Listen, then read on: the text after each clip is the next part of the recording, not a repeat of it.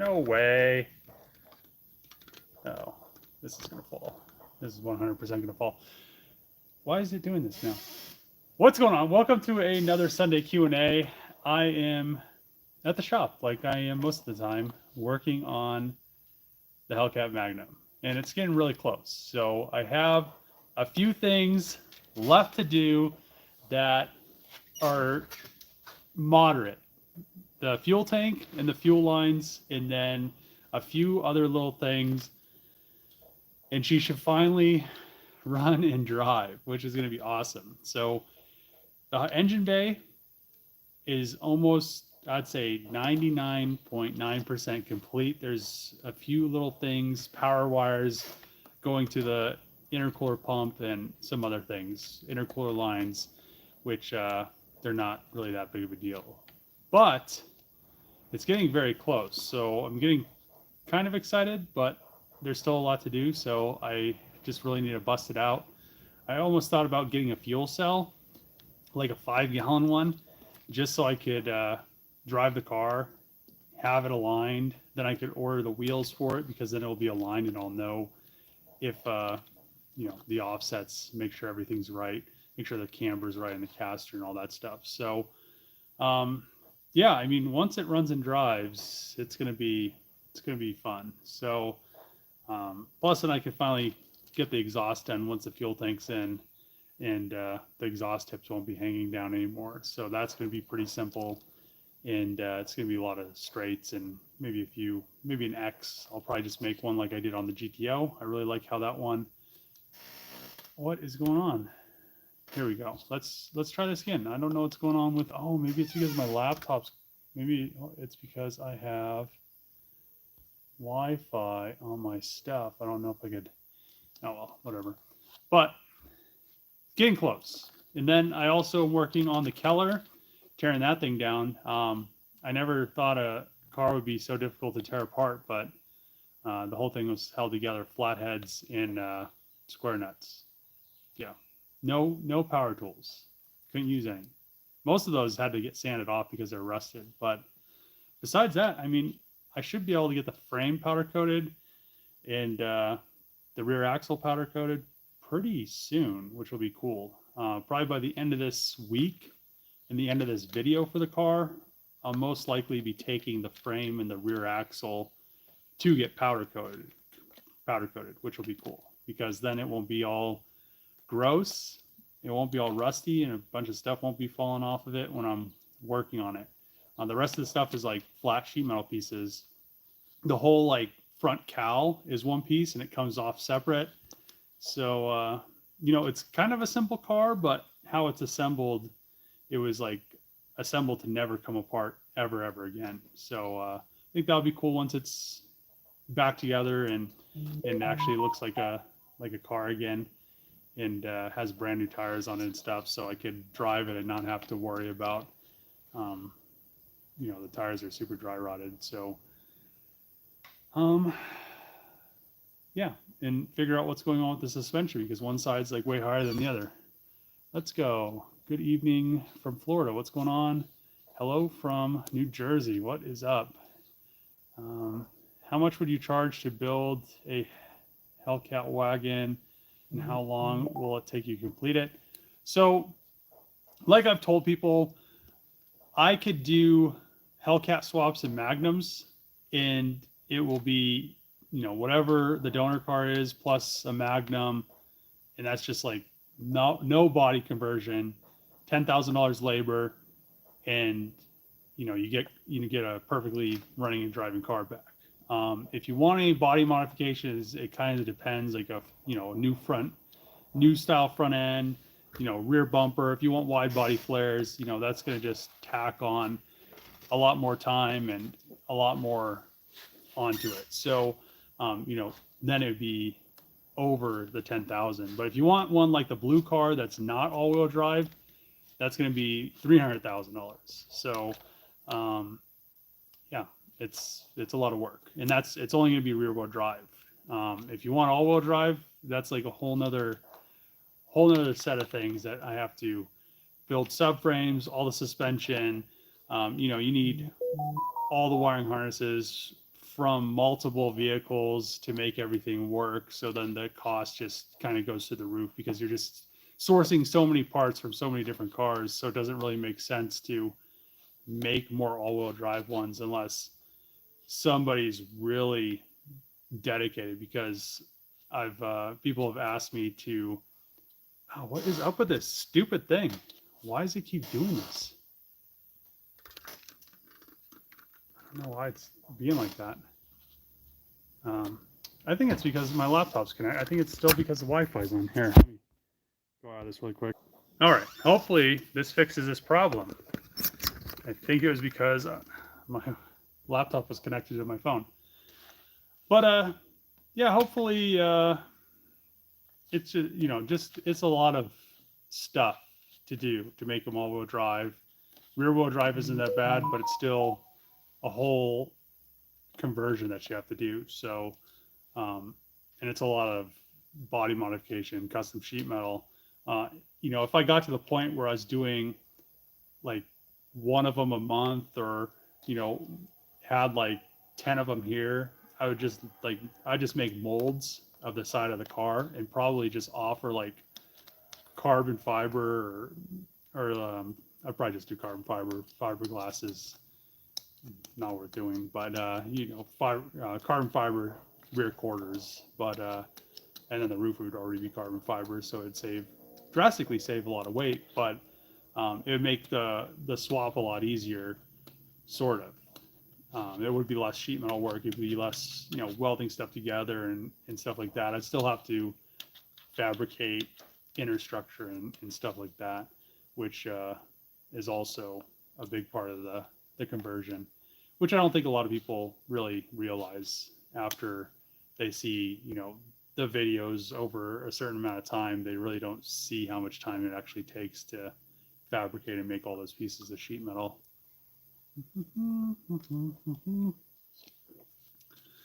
Let's see.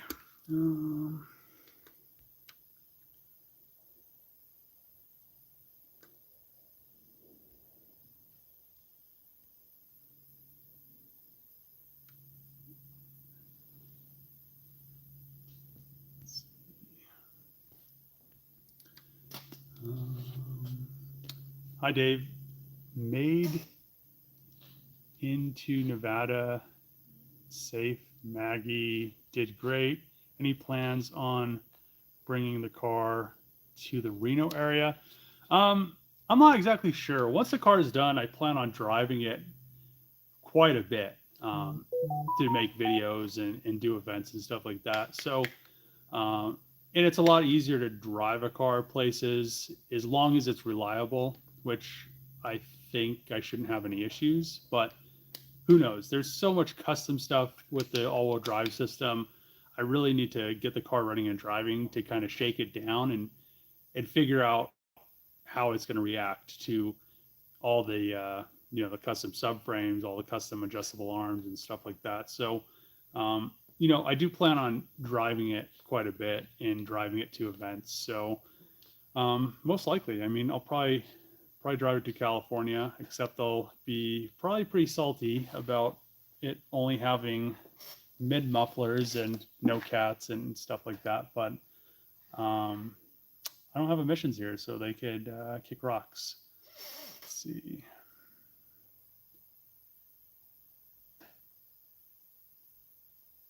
Once you're done, lots of car shows.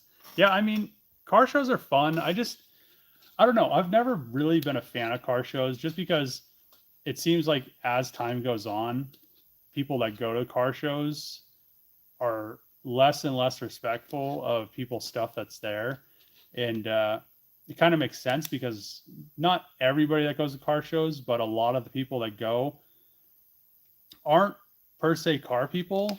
They just go because it's something to do. And then you've seen the videos where people's kids are like walking on cars and standing on front splitters and like dragging their hands across the pane or a key or something like that. And it's I think it's just getting worse and worse. I'll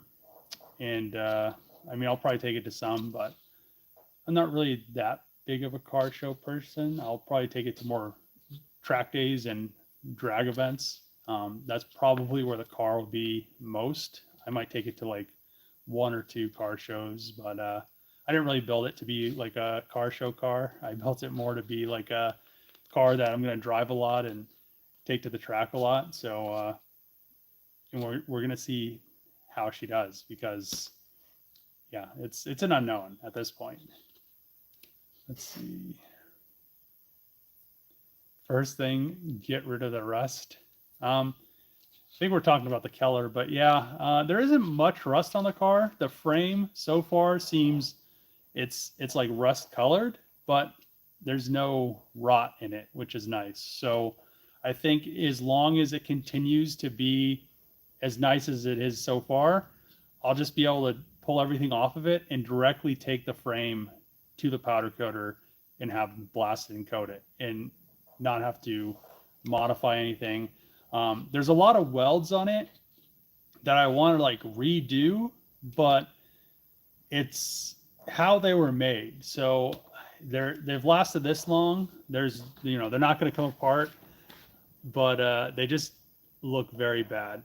And somebody told me back in the 40s they didn't even have like stick welders. They used like oxygen and acetylene, and they welded everything that way. So and that probably makes sense why some of the aluminum, because the hood's like 5 pieces of aluminum, then they like welded it or oxygen acetylene it together, and there's like cracks in it. So I'm gonna have my friend Hayden weld it up after me and Josh kind of work it back into shape, and then hopefully it doesn't crack in the future after I paint it. So, but for the most part, the car isn't too horrible, as bad as it looks, but it'll come together. I almost thought about just powder coating like the whole thing. I could get the color that the car used to be in powder coat, but I don't know. I'd have to like have all the body panels almost perfect.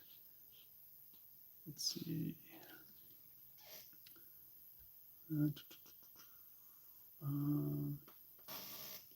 Made it to Nevada safely. If you decide to come to Reno, I will have you cover a covered garage and a bed you can crash here.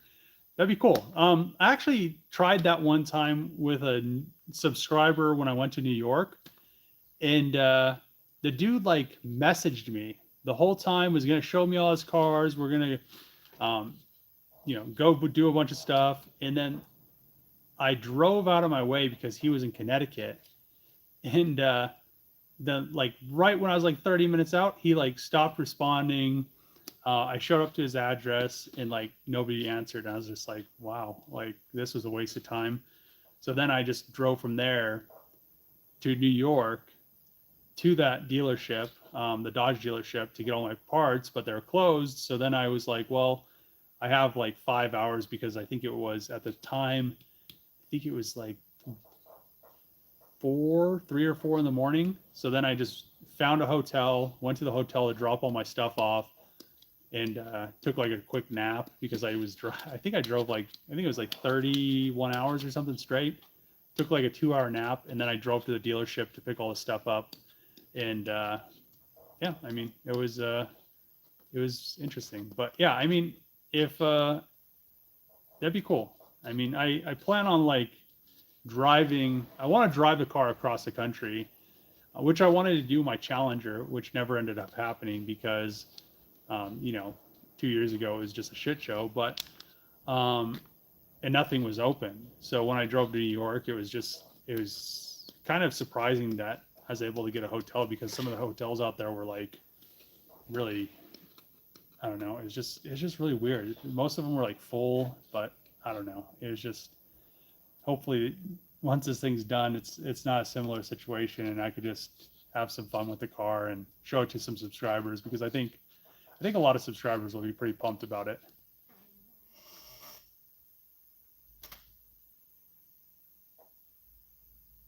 Get my build done. Thanks. Okay, Dave just wanted to stop and say hello, brother. What's going on, Ian? Like Barrett Jackson auctions. Hello from New Jersey. What is going on? That's not cool at all. I wouldn't do that on you. My stepdad got a Tesla Model S Plaid. It's a Bullet. I mean, they're pretty fast. I've never ridden in a Plaid yet. I rode in a P100D with ludicrous mode, and that was pretty quick. It's so fast. I want to ride in your wagon when you're done. I mean, the wagon's going to be fast, but you can't, like, the whole acceleration with electric motors is just, it's just insane. But the good thing about gasoline engines is you just like continue to feel that all the way up to like 150. So yeah, I want to get it done. I need to get the fuel tank. I'm like this close to just getting a fuel cell, hooking up the fuel lines. The radiator hoses are hooked up, and put coolant in it, put fuel in the fuel cell, and take it for the first drive. Like, I want to do it really bad because I really want to drive it. It's so close. But if I do that, then I can't do the exhaust because the fuel tank's not done, and I don't know how the exhaust is going to route through the fuel tank, and I don't want to just like shoot myself in the foot doing something before something else, and then I do the fuel tank and stuff doesn't fit. So I drove from LA to Georgia. Hold on. Oh shit. When I moved here 2 years ago, actually did that trip twice.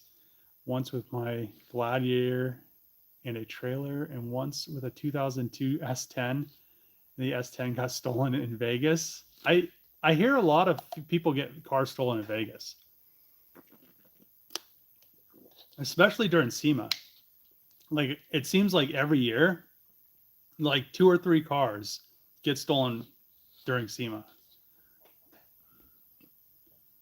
Hello from Cincinnati. Cincinnati, what's the direction you plan to take with your newest project? So the plan is to it's going to be easier than it was with the Hellcat station wagon, because that was just a bunch of custom fabrication. The Keller is just restoring it, which is pretty simple because all you're doing is fixing rust, cleaning stuff, and then rebuilding or recoding it. You're not trying to like reinvent the wheel, and it should go a lot faster than the Hellcat. It should be like, I would say in 6 months, I'll probably be ready to do all the wood stuff, which I've talked to one of the other owners of one, and they said that they have all of their old wood when they restored theirs. And he said that I should be able to make templates out of everything. So if I can do that, it will help drastically with getting it back 100% complete and not having to, because at this point, I have no clue. I have some pieces of wood, but I don't have enough to really make anything. I don't know how the interior looked. I just have a few pictures to go off of, which none of the pictures are really too detailed of these cars because they're so rare. Do you have the drive shaft for the wagon? So I've had the rear drive shaft for a long time. I still don't have the front. So the guy, I called him Monday. He still doesn't have a part or something like a yoke, or I don't know. It's been like almost been a year and a half, I think. But it'll drive with the rear drive shaft and not the front. So if worst comes to worst, I'll just make a drive shaft for the time being until he's done with that one, because I have a steel drive shaft I can modify. I don't want to do that, but if it comes to like me taking it to the track and it being all-wheel drive or rear-wheel drive, I'll throw a steel drive shaft in it for a weekend or something, just so it will, I could go rip it down the track and do some times.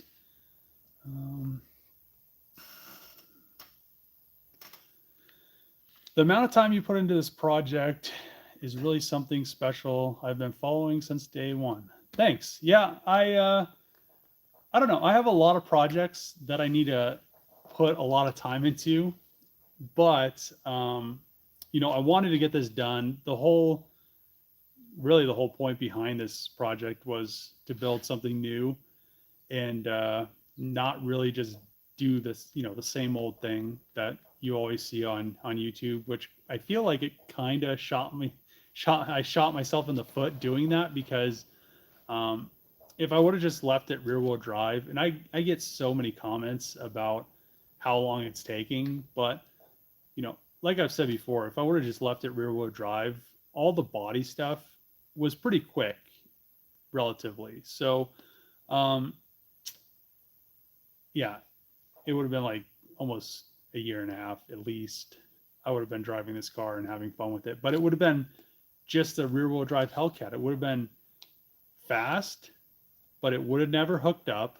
I mean, David Patterson hit me up when he built the Blue Magnum, and that car is awesome, but it's rear wheel drive and it's fast, but even with slicks, they just want to spin the tires. My Challenger wants to spin the tires. My Scat Pack Magnum always wanted to spin the tires. His car spins the tires. I mean, they're great doing burnouts and donuts and stuff like that. But like the Demon 170, they're doing that. They got their time by starting like a foot back or whatever it was, so they can have that extra little bit of, what is up with this today? I don't know what's up with this, but yeah, I just wanted it to be different and fast. So, and that's how I like to do a lot of my projects. I think a lot of people that watch my channel that actually really watch it realize that. So, and that's why they continue to watch. Let's see. You never disclose the name of the junkyard in Colorado that, wondering if the name wondering what the name of it was. So actually there's kind of a funny story. It's not too funny, but I don't know if I should make a video about it. So the guy that owns the tow yard is kind of older, and I made the tow yard tour, and I left the name of his place and the location out of the video for a reason. But somebody local saw the video and showed him the video, and then he got all salty about it, which I don't understand, because there were so many people hitting me up on, like emailing me about stuff that was in his yard. I probably could have sold, like last week, I probably could have sold $100,000 worth of cars for him. And I've sold cars for him before, and he's never had an issue with it. And he never really connected the dots, I guess, of how I was selling them, because I would just, have people go out there, and he's like, oh, I don't know how this guy knew this car was here. Well, it's because I told him it was there, and I showed him pictures of it. So yeah, he won't sell me any more cars. There was 4 other cars I was supposed to be getting that I can't get anymore because I can't go over there. So it is what it is, but I'm really glad that I got the Keller and I got the Celica. I got the 2 diesel trucks, but I was supposed to get, I guess I could tell you guys now what I was supposed to get. I was supposed to get the 455 Oldsmobile, that Ford Fairlane, the 64 2-door Impala. I was going to pull he said I could pull the engine, that 327, out of that wagon for it because it was an original 327 car.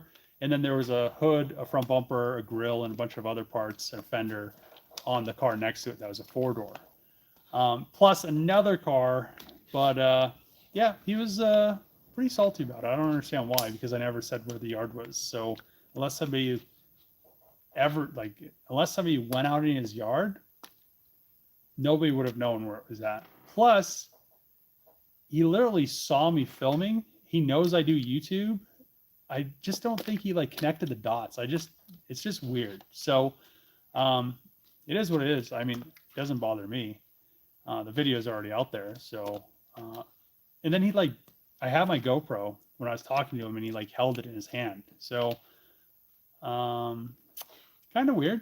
I mean, I've recorded there before when I was buying cars. You see me. I mean, it wasn't something that I thought would have been an issue because he's seen me recording before.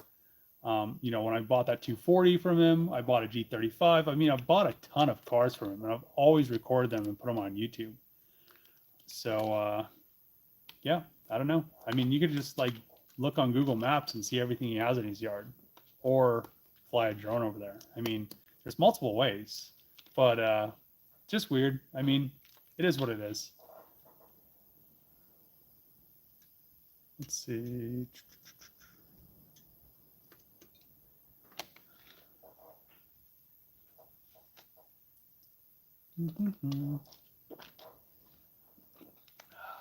Let's see.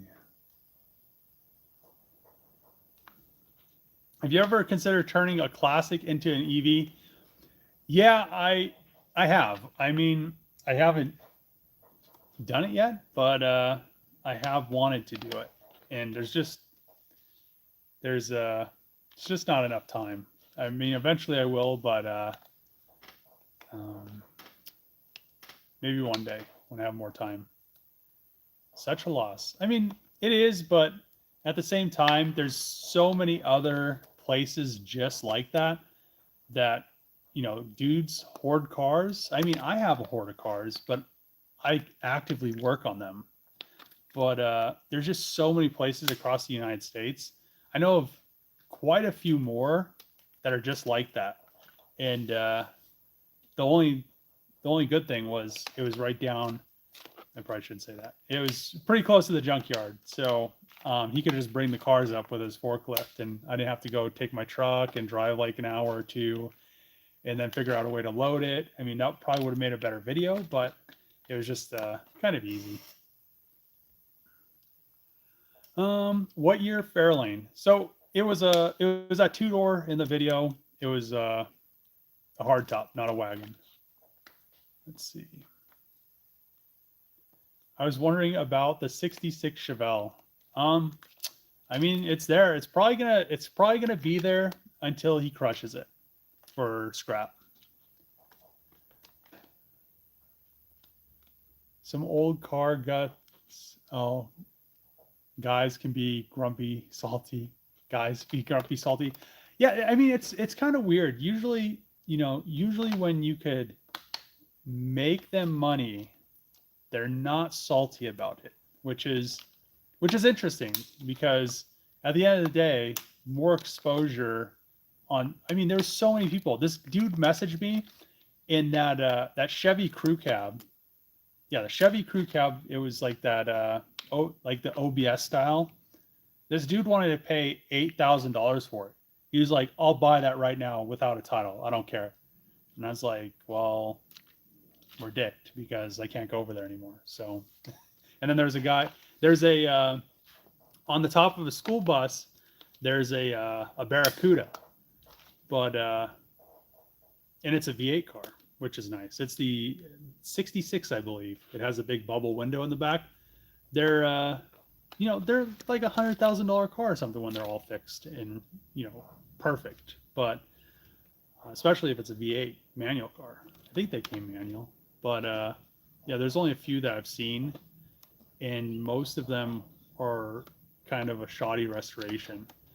So yeah, but there was a ton of stuff out there. I think the best stuff out there was the old trucks, because there's just so many of them.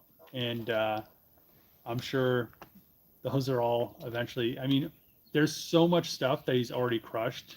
He's had to get rid of like this whole other side. There was like a lot across the street that wasn't his property. He had a bunch of stuff on, and this company came in that owned the land and told him he had like a month or so to clean all that stuff up. So a bunch of cars and old stuff that were over there got crushed, which was pretty disappointing, because there was like an old airporter. It was like a big long, I forgot what kind of car or brand makes them, but um, they're like they're like a limo, but they use them for um, I think like NASA used them for the astronauts, and a few like they use them at airports, and I think that's why they called them airporters. But there was one of those that got crushed. There was a bunch of old pickup trucks. I mean, just a bunch of good stuff.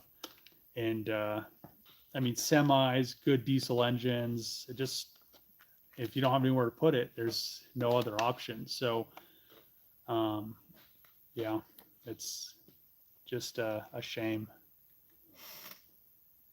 You need to buy one and put a Hellcat engine in it. Let's see. The Toyota Celica reminds me of a Ford Mustang Boss 302. So the only reason I bought the Celica was because, well, there's a few reasons, but Sarah might need some parts off of it for hers, and her window trim was a little bit messed up. This one isn't perfect, but I think it's not as bad. So, and then she told me that most of the parts on it are worth quite a bit of money. Plus, it had the key in the ignition, which was kind of weird. I wasn't expecting it to have a key. The engine looks like it's good. It spins freely. I can't get any power to the starter.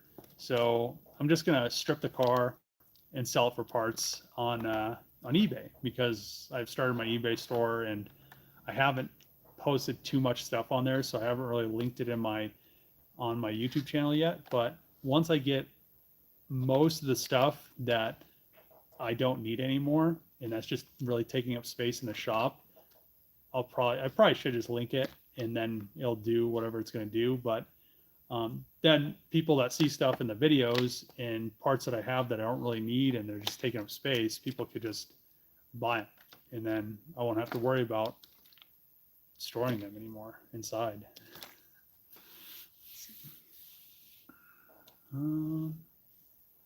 Are you going to do a raffle car giveaway? So that's what that red Magnum is most likely going to be for. Once I Hellcat swap that, I plan on doing a giveaway in that thing. And but there's a lot of stuff that I want to do to it. So I need to get it in here. I'm not sure if I'm going to just use they have like these, they're like a composite wire wheel, and I need to do the hole underneath of the car, and then I'm gonna Raptor line it like I did on the blue car behind me, and then I'm gonna paint the engine bay. Then I can stuff the Hellcat engine in there, and the transmission, and all, you know, the drive shaft, the rear differential, subframe. I want to put some different subframe bushings in the subframe, so it's a little bit more solid, so it doesn't have any issues. But yeah, I want to do that. I don't know when it's going to be done, so I haven't really thought about it, because it's kind of like a back burner project almost. But yeah, I really want to get the undercoating done so I could put the whole rear subframe in it and get this engine in it, so it's not sitting in the shop anymore, taking up space.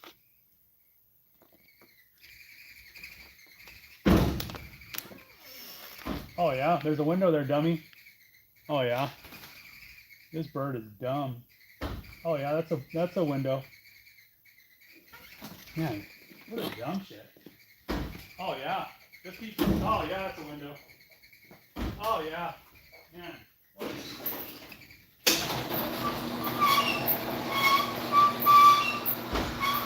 What are you doing? Oh, finally! What a dumbass. Okay.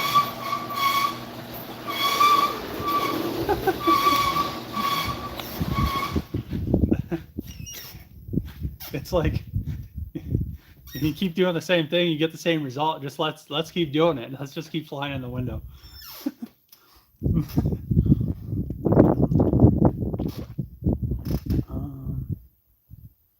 You need to make a Dodge Challenger Hellcat station wagon.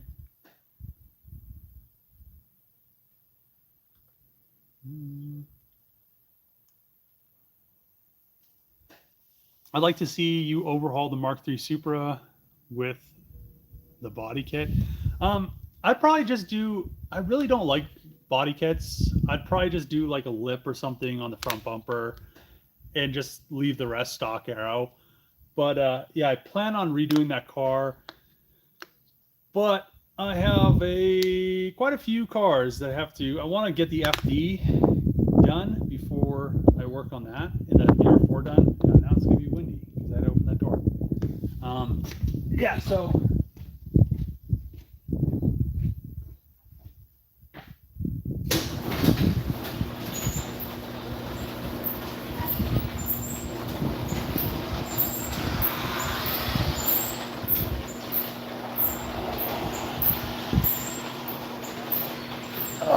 all right, let's try this. Let's try this again. No birds, no voids.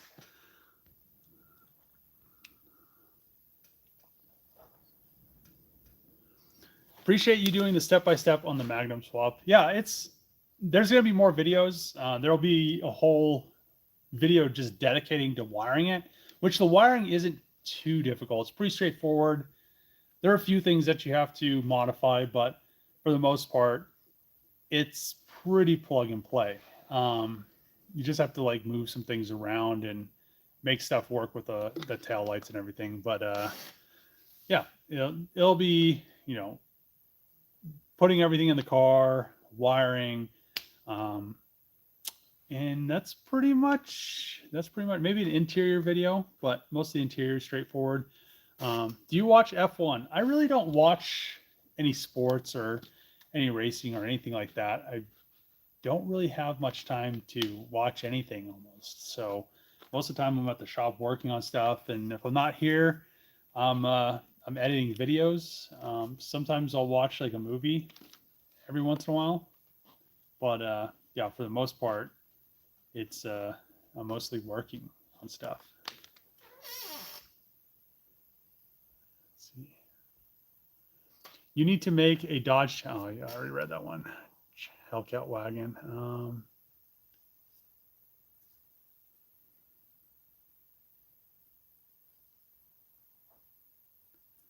Let's see.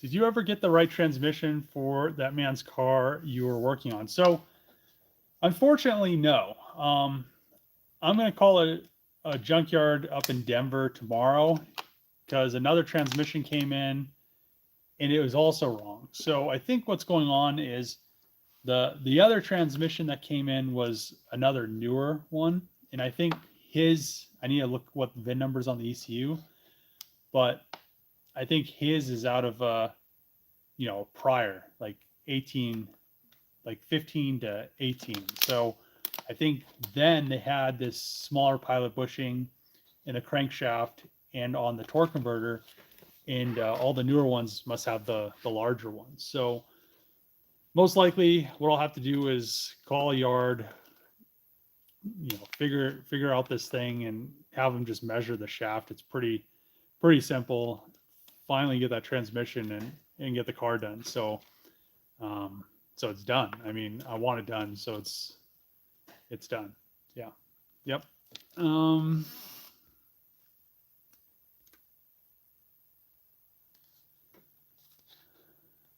see. Have you seen the other Rampage named Charger project, the Ute conversion? I have not. Let's see. Is this Charger Magnum shorter than a Magnum, same length? Because if so, how come you don't just use a Magnum graft on a Charger nose? So there's a reason to use a Charger instead of a Magnum, and the main reason is body lines. The issue with using a Magnum is everything is out of proportion. So the fenders are different. The fenders are different lengths. The doors are different lengths. The front door, the rear door, and the quarter panels. So the car is the same length, but if you try to reskin, and I've seen after I did mine and pretty much had the body 100% complete before I painted it, there's that green one that somebody threw together really quick. And if you look at it, none of the body lines match because they used a Magnum.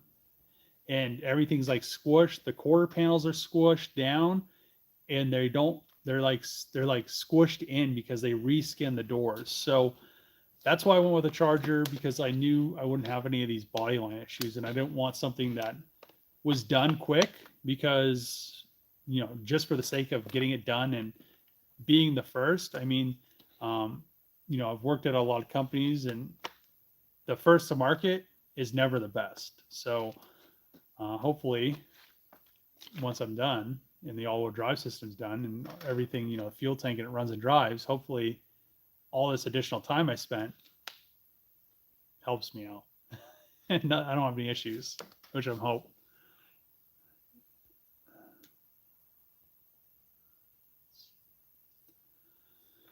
Where did you get the love for working on cars? I wouldn't particularly say love.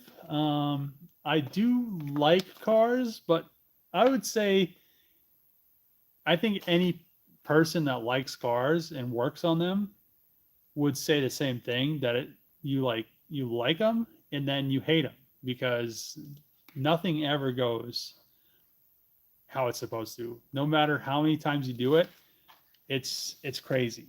You could get different results every time. And sometimes it's great, but working on cars is sometimes fun. But most of the time it's kind of a pain, which I enjoy it. It's just, I don't know. It's not like a straightforward answer. It's just, it's fun and it's not fun. Driving them is usually fun until something happens, and then it's not fun. So you get both. You get like both spectrums of loving them and hating them at the same time. Do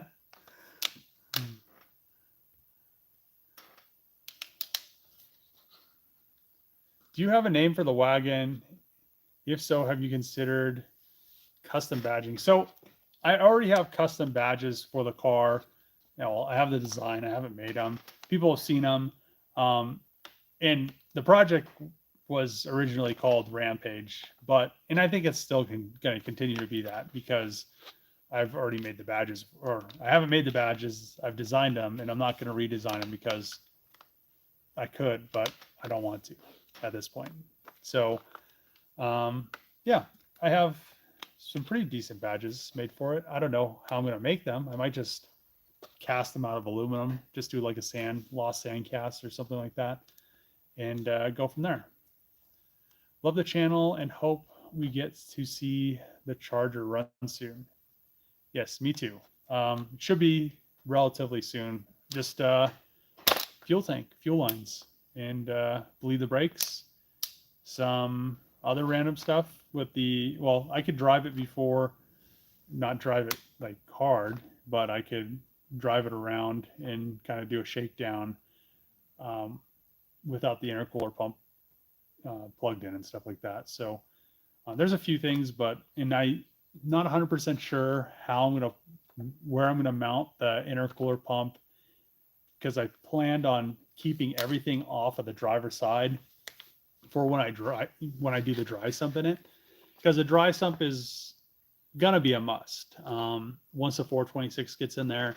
Plus, once I do the dry sump, when I do that pan and design it and have it machined, I'm going to have it so the differential is part of the oil pan. So then I don't have to worry about I don't have to worry about a lot of things, but it's going to raise the differential up, which it needs to be raised up quite a bit just for axle angles. And then once I raise the differential up, I can lower the car down a bit, because it needs to come down maybe like half an inch. I don't want to be too low, but I want to be a little bit lower than I am right now.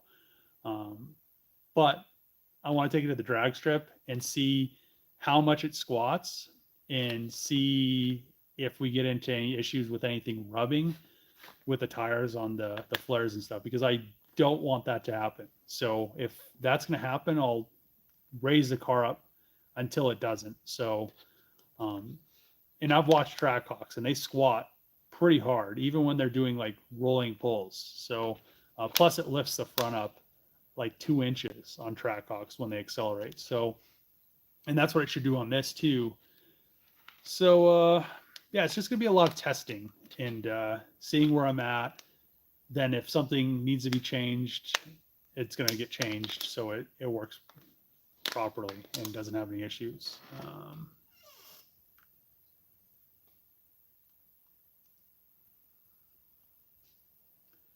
Would you be able to sell the blueprint for your wagon? I don't think so. Let's see. Are you going to SEMA this year? I go to SEMA pretty much every year.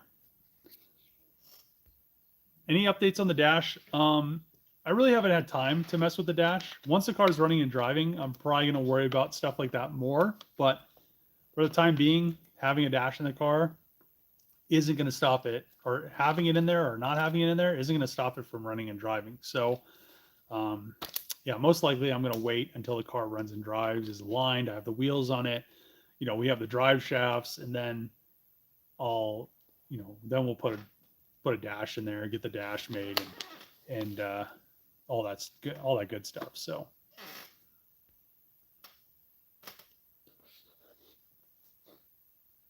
Stop giving away all your secrets of what you're going to do. I mean, to this day, I've been working on this car. I don't even know how long. Let's say 2.5 years now. It's probably been that. And nobody in that time, and all the people that have shit talked the project, came on my channel, said they're going to beat me, or, finished like a shoddy build, and then I'm done with it. We beat you, blah, blah, blah, in the comments. Their cars still aren't even up to par with mine. And it's because it takes time. I mean, even if somebody started 2 years ago, they'd have to do pretty much all the same things to get to this point for it to be proper.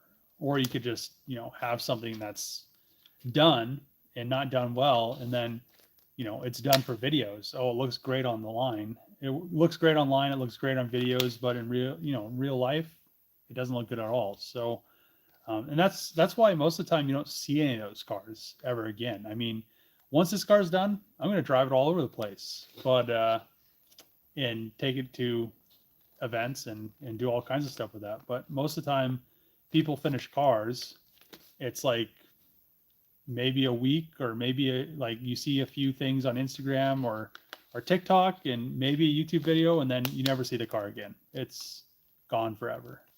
That's not what my channel is based on. I want to build cars, and I want to keep them and enjoy them and drive them and plan on them lasting, and not have to worry about, is it going to make it here, or I just did it for the video, and then I'm done with this car. I don't need it anymore, and it's just going to sit in a field and rot away and never be seen again. So, and there's quite a few YouTube channels that do that, and it's kind of a shame, because there's a lot of cool cars that they build and they do, and then they just sit in a field and rot away, and they have all this money and parts, and companies sponsor all these parts, and then they just never do anything with them. So, yeah, I mean, it's just to the point where those people should just be, they should just be doing what Whistling Diesel does, and just destroy the car, because it's going to get destroyed eventually anyway. So why does it matter if it just sits there, or if Whistling Diesel destroys it? So, yeah, I mean, it's just weird. I mean, the internet, I mean, I don't like to do things for views. And I mean, it's good to get views on videos, but I'm not building the wagon behind me because it's going to get a lot of views. Because if I was doing that, I would have finished it and half-ass finished it a long time ago, just for the views, and then moved on to the next project. But I wanted it to be how it is. Same thing with this little car. I mean, that I pulled it out of a tow yard. It was gonna, it's probably gonna sit there for the rest of its life, just turn into dust, like pretty much all the copper wiring has, and some of the steel inside of it has. But it's it's something. It's one of four. Most likely when I'm done with this car, I don't know what I'm gonna do with it. I'm probably, it's probably gonna be one of those cars that it's probably going to be something that I want people to see, because it's so rare. There's only 3 other other ones of them, and it might end up maybe it ends up in a museum. I finish fixing it all, I'll make it look brand new, and maybe it'll still be my car, but it'll be maybe in a museum or something like that. But I'll still want to drive it every once in a while, just so you have to drive cars, because if you don't drive them, they they don't like it. They don't like sitting there and not being driven. And I know I have a lot of cars that I don't drive, but I try to drive as many cars as I can. So every car that I have that is decent, that I haven't done anything, that I've done stuff to, the stuff that I haven't done anything to sits outside, but everything else is inside. And I try to keep most of it out of the elements, and try to take as best care of it as I can. So once I get a bigger shop, more cars will come inside. I'll also get more cars. And it'll just kind of be like a continuing cycle. And it'll just kind of go on and on till I die, probably.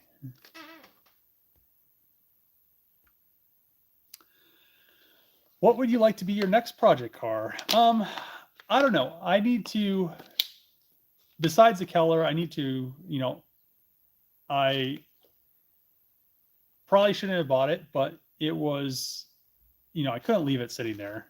There's, a bunch of other cars that I wanted to get, the same thing, like that 64 Impala, that Fairlane, that 450, the Olds 88, 455, like those cars shouldn't be sitting. And, but what I want to do is I need to get like I've said multiple times, but I've been working on the Charger so much. And this is kind of like the Keller and the Magnum outside. The red one is kind of like a quick little project. But the FD, I need to paint some stuff on it before I put the engine in the car. I need the Charger out of the shop, so I'm not painting inside the shop with the Charger. And then I'll be able to bust a bunch of that stuff out. The FD, the VR4, the Durango, and probably the Pulsar GTR and stuff like that. So really, probably some of my next projects are going to be some older projects that I have. And I'll probably still bring in new projects, but I have a lot of stuff that I need to do and get done and get going.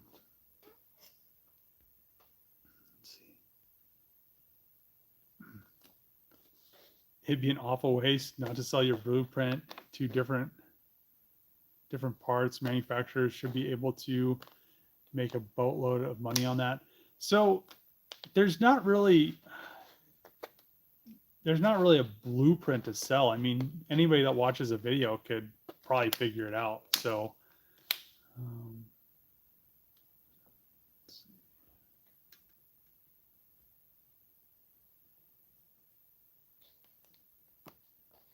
will you ever sell it? Try to get dollars together? Probably not.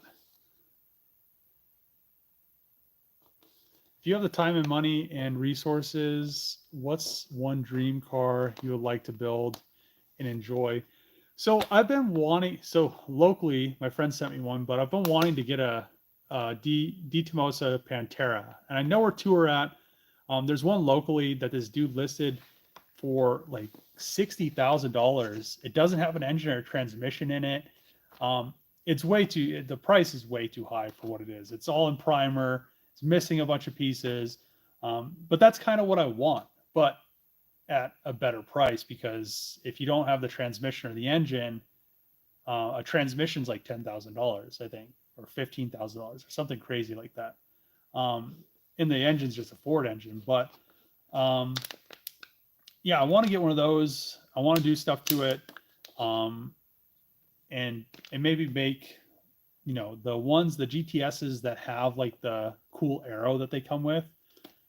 They're like a $150,000, $175,000, $200,000 car now. But cutting one of those up, not really cutting it up, but swapping one of those with something else and doing like a different body kit is kind of, would not be very smart. But getting like a kind of like a base model one that didn't have the arrow or come with the arrow, and one that was like a project, which I've been looking for. I wouldn't care as much swapping one of those with something and making it really cool and upgrading the suspension and making it fast, upgrading all the the interior and getting like newer electronics in it so it actually performs. And I think that'd be a really cool project. Let's see. That thing is so rare. It'd be cool to see its progression. So it should go pretty quick. I mean, there's, other than like the wood, I think the wood is going to take the most amount of time, but there isn't much to paint. It's not that bad. The body panels, there's some rust here and there, but it's the car when it came from, when it was made, they weren't made very well. So, I've been taking this thing apart, and most of the holes, I mean, they're like, they look like they were cut in the wrong spot. And then they're just like, oh, well, we'll just, cut it a little bit bigger and then put like a bigger washer behind it. So it's going to look better than it did when I'm done with it than it did from the factory. And I don't know if I should do that, but I'm most likely going to do it since I'm going to paint it anyway. So I think it'll go pretty quick. And I think it'll be a quick, cool project, and it'll be a cool piece of history, because the story behind it is, it originally came to Colorado. It was a Colorado, it was originally a Colorado car. It drove all over the West Coast. I guess it was, it's been to Pikes Peak, the hill, like I think it was at the hill climb or something. They drove it to the top of Pikes Peak. So, I could do similar stuff with it like that once I'm done with it. I'm just really surprised they drove it up Pikes Peak and then drove it down it, because it has like drum brakes and there's no booster or anything. So, I mean, that's probably pretty, yeah, those brakes are, I'm going to wear a mask when I pull those brakes off, because they're probably asbestos and they're probably smoked. But, yeah, I mean, it has a lot of cool history behind it, and it's kind of a cool car. So I think it'll go pretty quick. Let's see.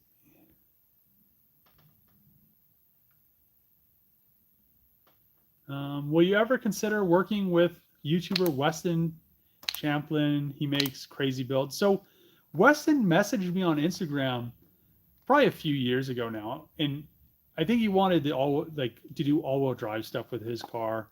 But then he messaged me again and asked me how I was doing, and I was like, "Oh, not bad. Like, what's going on with you, man? How you been?" And then he like never messaged me back. And I was just like, "Okay." I don't know. It's weird. So I have no clue what was going on, but yeah, that was the last I ever heard of Weston. Don't forget the Pantera is one of them. The Durango should be the next one. So the Durango, I'm going to start painting stuff on it, getting it ready, but the Durango can't, and get all the interior and stuff, get all the interior done on it, get everything back in and get the doors and stuff. But the Durango won't run and drive until I get the Charger done and test it out, because the engine and transmission from the Durango are in the Charger. And I want to test it on like the 850 horsepower or whatever it's going to make on that. I think that pulley, I can't remember which, I think it was a 275 or 265, whatever that pulley is going to make on there. I think it's going to be like 850 or something like that to the wheels. Once I get this, I could drive it, shake the car down, take it to the track a few times, and then I'll put the 426, a built transmission, and then the Durango engine will just stay turned up how it is, go back in the Durango. So, because there shouldn't be any issues. It shouldn't blow up. I mean, I shouldn't have to worry about anything, because it's, it ran really good when it was in the Durango. It has like 2,000 miles or something on it. And it's just going to be turned up a little bit. It's not like 1,000 horsepower. And I think it'll be fun in the Durango at 850. So, so I'll get the Durango pretty much 100%. and ready for the engine and transmission to go in, because I could have everything back together besides that. And then I could just drop the engine and transmission on the subframe, put it back in the car, and it'll be ready to drive and have fun with.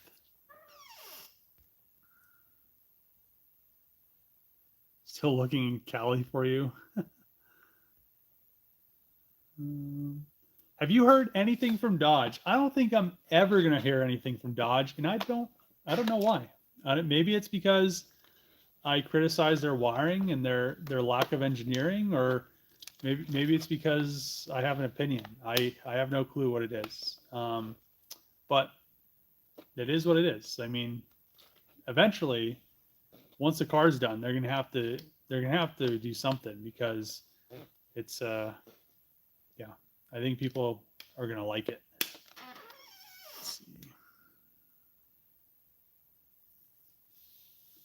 Can someone actually come out and look at the car in person? Which car? Hey Dave, I'm new to your channel and I really enjoy what I have watched so far. Will you ever build a rat rod, but in your style? I've actually thought about building a rat rod. I kind of lost my chance of getting any good tubs that were out of that tow yard, but I'm sure I could find a good one. And I don't know. I think I have quite a few good rat rod ideas, but it's probably going to eventually happen. I mean, I don't know what it's going to be. But plus, there was a set of molds for like I think it was, I forgot what year, it was a Ford, but it was like a set of molds for a Ford, like a bucket.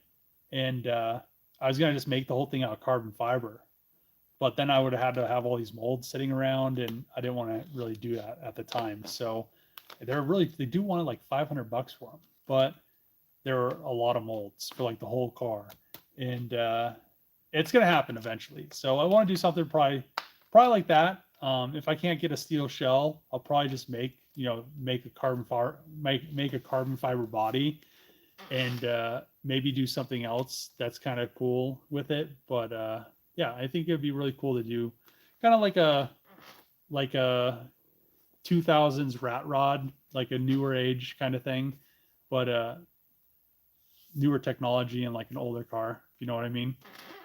Let's see.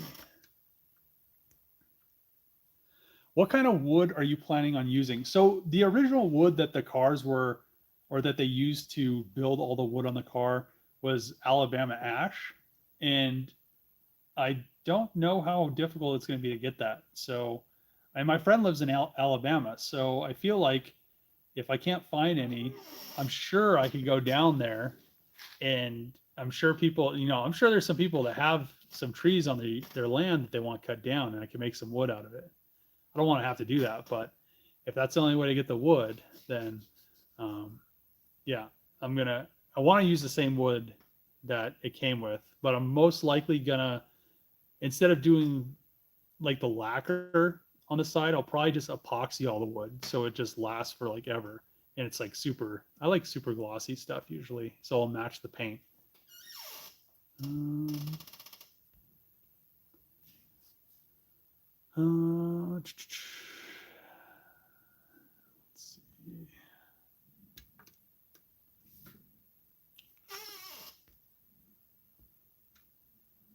Let's see. I'm talking about the blue one behind you. Oh, I don't know. I've had a few subscribers come out here and check some stuff out. I mean, it just kind of depends on what I'm doing and what's going on, I guess. Ultra modern take on the rat rod would be so cool. Not been seen yet, to my knowledge either.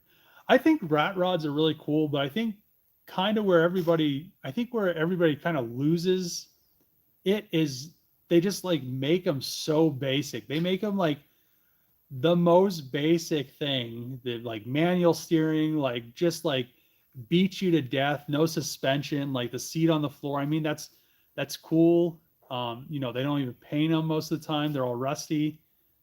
But I feel like they could be so much cooler. And I mean, I feel like they don't have to like be a total like unsafe like piece of shit.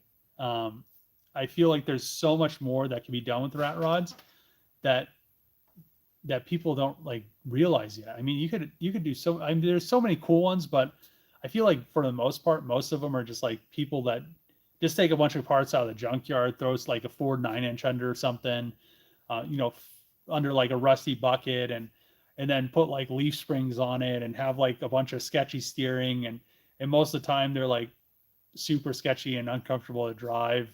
But I think it'd be cool to have one that's like nice, that has AC, but still like kind of like a rat rod, I guess. I don't know. Maybe my definition of like a cool rat rod is different than most people's, but I think it'd be kind of cool. Let's see.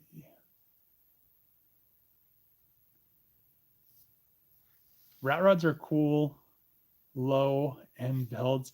Yeah, I mean, I think it'd be cool to have a rat rod that had like, I mean, it's cool to have them like super, you know, you said low on builds, but I think it's cool to have like, they're cool when they're super low to the ground. But why don't people use like airbags? I mean, you could do coilovers with airbags, and you could have like a nice ride. And then if you need to get over, like I've seen tons of people that have rat rods that get high centered trying to get out of parking lots because they're so low. You could like have it slammed, but have like just like they do on the Lamborghinis and the Ferraris with the cup bags, and you could literally be able to drive it around and not have to worry about getting high centered, still have like a decent ride, and not get beat to death. And just there's so much cool stuff that you could do to cars to make them like more enjoyable and easier to drive and, you know, handle better. Let's see.